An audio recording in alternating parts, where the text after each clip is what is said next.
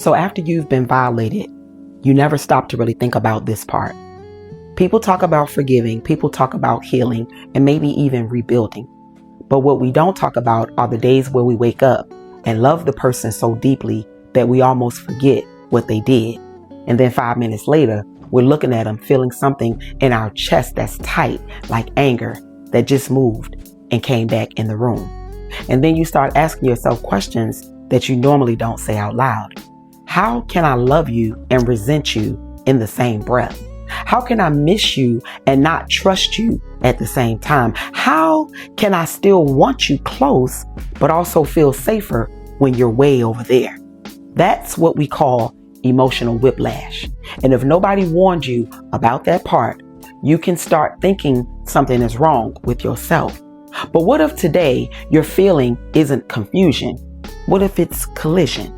Two truths living in the same body, love and injury. It's the day that the Lord has made.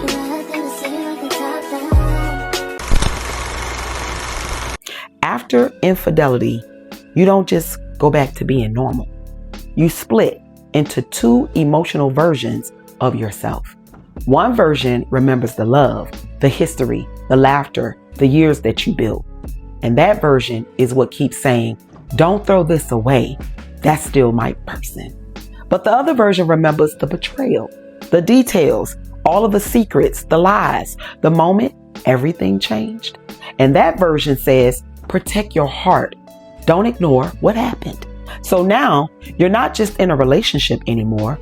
You're in a civil war within yourself. And both sides of you feel justified.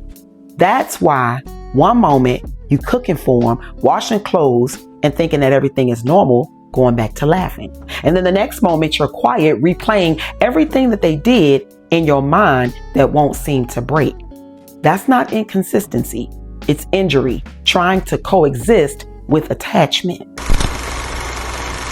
And a lot of people love to say, so if they cheated, just leave.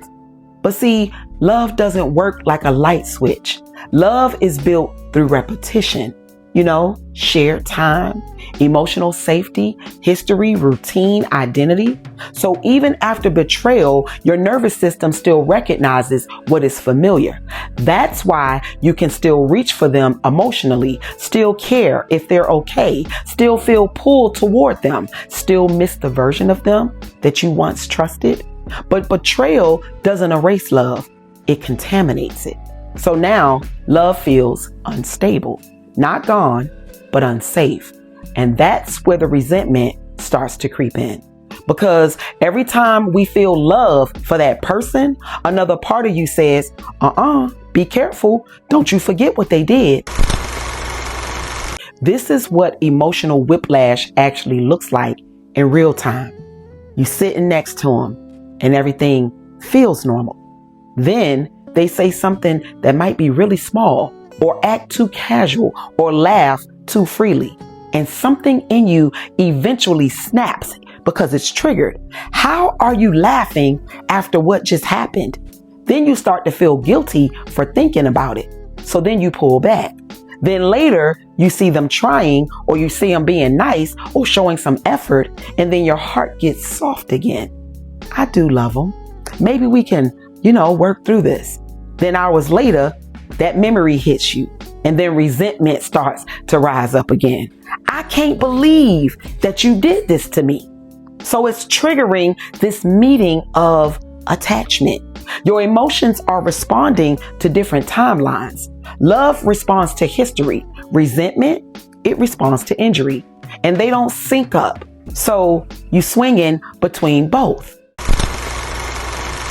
One of the hardest parts of this stage is self-judgment. You start questioning yourself. Why am I still here if I feel like this? Why can't I just move on? Why do I still love somebody that I'm also angry with at the same time? Because see, nobody tells you about this truth. Healing after betrayal is not emotional consistency. It's emotional contradiction. You're not supposed to feel clean and resolved right away. You're supposed to feel conflicted because your trust was not just broken, it was reorganized. Now your mind is constantly recalculating. Is this safe again? Can I be comfortable with this person? Can I even believe the moment that we're in? And until that settles, your emotions will be all over the place, switching positions. Love shows up when memory wins. Resentment shows up when pain wins. Both feelings are real. Neither of them is fake. Emotional whiplash is not just mental. It's exhausting to the body because you're constantly regulating what to say, how to act, how you respond, how much you allow yourself to feel.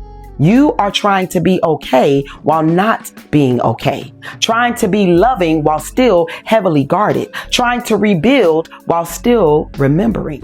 And over time, that creates emotional fatigue. You stop feeling stable in your own reactions. You start overanalyzing yourself. Did I overreact? Am I being too sensitive? Am I healing or am I just stuck? But see, that's actually what's happening, and it doesn't feel simple. Your heart is still processing something your life already continues to go through. So staying after infidelity is not just one decision. It becomes thousands of micro decisions every single day. Will I bring this up or will I stay quiet? Will I protect it? Will I lean in or will I pull away? Will I trust them in this moment or am I going to question it? And each decision can shift your emotional state.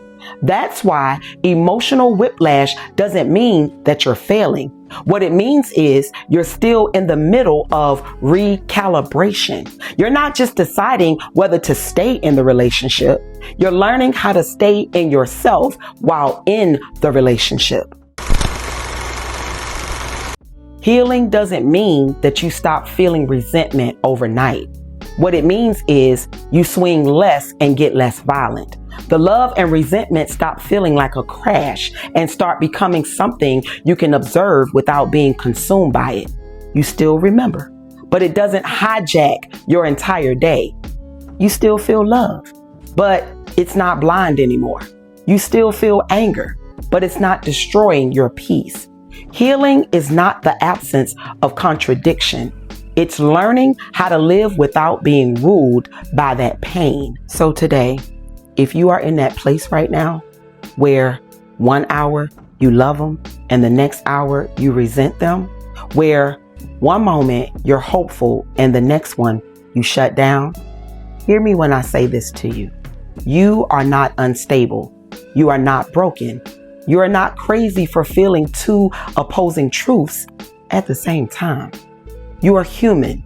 You're a person trying to love someone through a wound that fully hasn't closed yet. An emotional whiplash is not the end of your story. It's just the middle, where everything still feels unresolved. But even here, you are still becoming clear about what love looks like after it's been tested. And one day, the swings won't control you in the same way. And it's not because you've forgotten, but because you finally learned how to hold both truth and pain without losing yourself in either one.